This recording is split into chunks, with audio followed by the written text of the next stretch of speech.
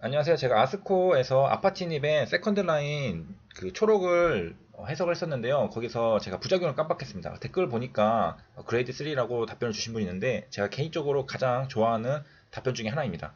그래서 제가 빠뜨린 부분이나 그 다음에 조금 더 그 심화된 내용들 그리고 그좀 도움이 될 수 있는 그런 댓글들을 상당히 좋아하는데요. 한번 다시 가서 보도록 하겠습니다. 그 리설트를 보면은 Treatment Related Adverse Events가 있는데요. 이거는 TRAE라고 약자로 씁니다. Treatment Related라는 것은 이제 뭐 치료 이제 관련해서 이제 부작용이 뭐가 있나라고 이제 나와 있는 건데, 그래서 the most common 이제 TRAE는 이제 그레이드 3랑 그레이드 4가 있는데 이건 하이퍼텐션이라고 합니다. 하이퍼텐션은 우리가 너 텐션 높다라고 하잖아요. 그 혈압이 있다. 그래서 하이퍼는 고혈압, 그래서 고혈압이 있다라는 것이고 PTS는 patients라는 뜻이고요. 그래서 이게 비율을 보니까 이게 비율이겠죠. 27%가 아파티닙 쪽에서 생겼고요. 71명, 그 다음에 3명이 2.3%가 플라시보 군에서 생긴 거니까 이거는 좀 유의미하게 아파티닙 쪽에서 27% 하이퍼텐션이 있었다는 것을 나타내고요. 이게 커먼한 거라고 하고요. 그리고 핸드풋 신드롬이라는 게 있는데 이거는 그 아파티닙에서만 46명으로 17.9%, 그리고 그 여기 플라시보군에는 아무도 없었으니까 일반적으로는 발생하지 않는데 아파티닙 고유하게 발생하는 걸로 보일 수가 있습니다. 그래서 저는 이거 처음 들어봤는데요. 찾아보니까 이렇게 나와요. 이제 항암제. 이건 항암제에서 주로 발생하는 신드롬인 것 같습니다. 그래서 사용 후에 손이나 발에 통증, 무감각, 얼얼함 같은 자각 증상이나 뭐 이런 물집, 습진, 이런 피부 증상이 나타나는 부작용이라고 합니다.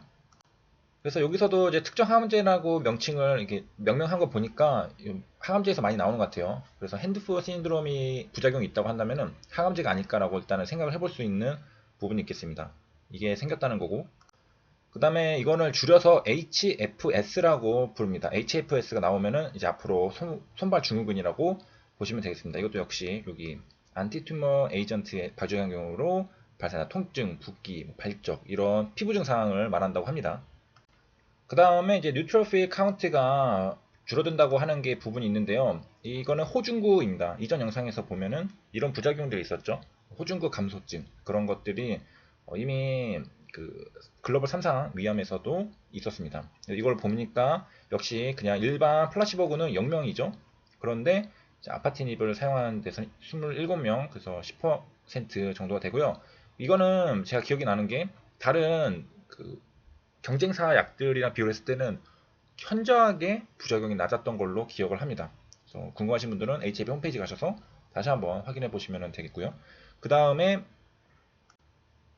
제가 이거 눈 한번 또 비벼보고 다시 봤는데 다이드라는 말이 있습니다. 그래서 죽었다는 거죠, 임상에서.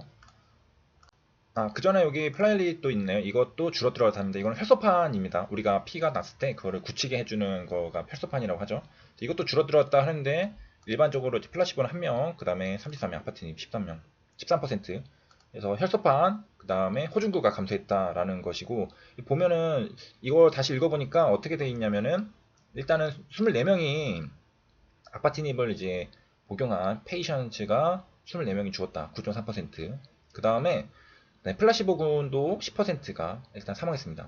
일단 여기까지만 보고서 해석을 한번 해보면 이게 죽은 게 오히려 플라시보군이 더 높아요. 10%니까. 그리고 아주 미세하겠지만은 뭐 통계적 유명성이 있는지 모르겠지만 9.4% 아파티닙에서 사망을 했습니다. 그리고 사실은 당연하죠. 왜냐면은 이게 암이라는 게 사람이 불치병, 죽는 병이잖아요. 그렇기 때문에 임상을 하다가 죽는 거는 뭐 당연합니다. 그리고 그렇게 해야지 OS랑 PFS라는 그런 통계치가 나오잖아요. OS 데이터가 마지막으로 기록되는 것은 그 환자의 사망입니다. 그렇기 때문에 통계적으로 뭐 당연하게 데이터를 만들 때 되고, 자, 그 다음에 이제 뒤를 보시면 물론 여기까지만 읽으셨을 때 불안할 수도 있어요. due to adverse event, 이거 부작용 때문에 죽었다는 거예요. 그럼 이거 위험한 거 아니냐라고 생각할 수 있겠지만은, 자, 이 뒤에 문장을 보면은 아무도 이 트리트먼트 릴레이트랑 관련이 없다라고 이제 인베스티게이터가 생각을 했다는 거죠. 그러니까 이 부작용은 똑같은 이런 걸로 사망을 하였는데 이 치료와는 관계가 없는 것으로 판단이 된다라고 말해 준 겁니다. 그 다음에 뭐 이 사실상 이 뒤에 문장을 안 봐도 여기서 보면은 10%, 그 다음에 플라시보군도 10%니까 그 일반적인 경우에도 10%가 사망을 하는 거잖아요. 플라시보군. 약 때문에 죽은 거라고 보기는 힘들죠. 이거는. 자, 그래서 제가 이제 빠뜨렸던 이제 애드버스 이벤트 쪽도 다 한번 살펴봤습니다.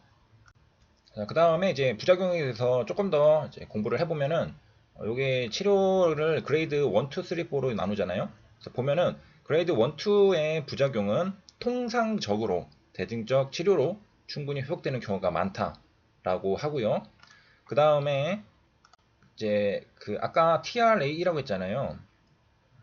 그리고 그게 이제 그레이드 3랑 4를 말했는데 3부터는 이제 독성이 조금 이제 위험할 수 있기 때문에 일반적으로 좀 입안 치료를 요하게 된다라는 겁니다.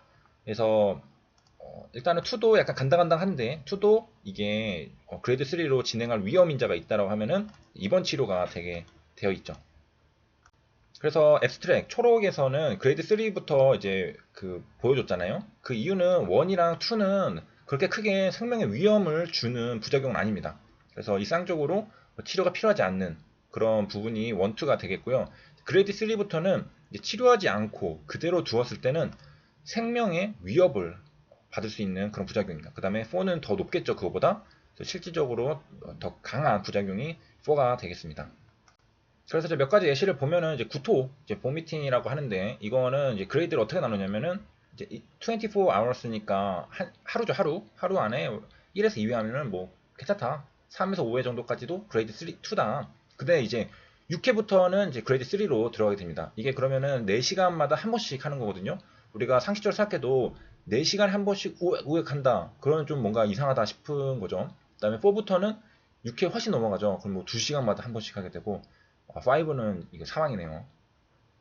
근데 요즘에 이제 항암 구토제 그래서 많이 개발이 돼서 과거와 달리 이제 이걸로 이제 보미팅으로 고생하는 환자들은 대폭 감소했더라고 합니다. 그래서 이제 차이는 어떻게 되냐? 그레이드 1부터는 탈수가 이제 심하지 않다. 그 다음에 이제 2부터는 탈수가 좀 있게 되고요. 이제 3부터는 그 막 약간 현기증 그리고 막 그래가지고 입원 치료가 필요하다라고 합니다. 그 다음에 이제 피부 부작용 같은 경우는 아까 봤죠? 핸드풋 신드롬이라는 게 있었잖아요. 그것도 이제 해당이 될 건데 그거는 이제 그레이드 3, 4에 해당되는 거였습니다. 그래서 이제 가만히 보면은 여기 새로운 표적 항암제 그 리보세라님이 해당되는 그 거죠. 개발된 임상이 널리 사용되면서 다양한 피부 부작용 경험이 되었다. 그래서 표적 항암제에서 많이 발생하는 거라고 보입니다.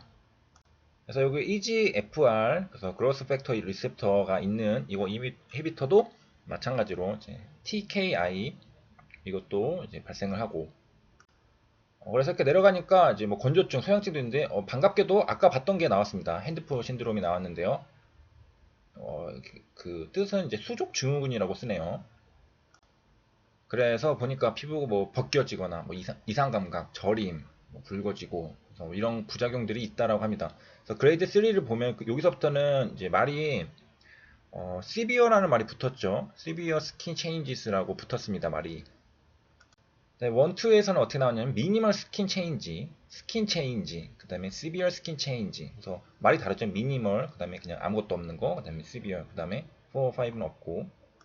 그 다음에 이제 뒤 좀 더 보고 싶긴 한데 좀 징그러워가지고 그냥 이런 거 있고요. 그 다음에 이것도 그레이드로 이렇게 나누고요. 3부터는 이제 severe pain 이렇게 나오죠. 이렇게 나오고 그 다음에 또 내려가면 또 뭐 있냐면요. 이것도 있습니다. 이것도 마찬가지로 한글말로 써줬는데 횟수로 나뉩니다. 뭐 4회 미만, 그다음에 4회 6회가 그레이드 2고 7회부터가 3, 4부터는 진짜 심각한 거죠. 그래서 5는 언급이 안 되겠죠. 왜냐면은 이미 이제 생을 마감하셨으니까. 이런 게 있고 그 다음에 또 내려가면은 이런 것들도 있다고 합니다. 역시 그레이드 3부터는 severe라는 말이 붙고요. 2는 이제 moderate라는 말이 붙고 그래서 이제 최근에는 어떤 흐름이냐 하고 봤을 때는 최적 지지요법을 많이 하잖아요. 그래서 이것뿐만이 아니라 같이 사용을 해서 이제 사람들이 이제 부작용을 많이 줄일 수 있는 그런 다른 도와주는 약들도 많이 있습니다. 그래서 아까 뭐 보미팅, 구토 같은 경우에는 그 항구토제라는 것을 이제 싸워서 가지고 그것들을 좀 많이 도와주고 그 다음에 그리고 기본적으로 약들이 이제 부작용이 많이 컨트롤이 가능하기 때문에 뭐 크게 그런 것들이 없는데 이제 그 표적항암제도 그렇고 이제 피부 쪽이랑 뭐 이 말초신경 쪽에 빈도가 증가하고 있다라고 합니다. 앞에서 봤던 것들에 비해서는 그래도 좀 이 정도는 괜찮지 않을까라고. 물론 부작용은 뭐 몸이 힘든 거니까 괜찮다고 말하기 좀 그렇지만은 뭐 진짜로 더 아픈 것보다 조금 더 줄어들고 있다. 이런 것들이 있고, 그 다음에 삶의 질. 요즘에 이제 클리니컬 베네핏에도 삶의 질에 대한 것도 상당히 많이 쓰거든요. 치료가 되는 것뿐만이 아니라 치료되는 그 느낌, 그리고 내가 건강하다는 느낌, 그런 것들을 줄 수 있는 게 좀 중요하다고 되고 있는데, 이런 부작용 컨트롤이 잘 되면은 환자들에게 그런 클리니컬 베네핏을 또 제공할 수 있는 그런 좋은 약들이 많이 만들어지고 있고, HLB 리보세라님도 그런 약 중에 하나라고 믿고 싶습니다. 그래서 여기까지 시청해주셔서 감사합니다.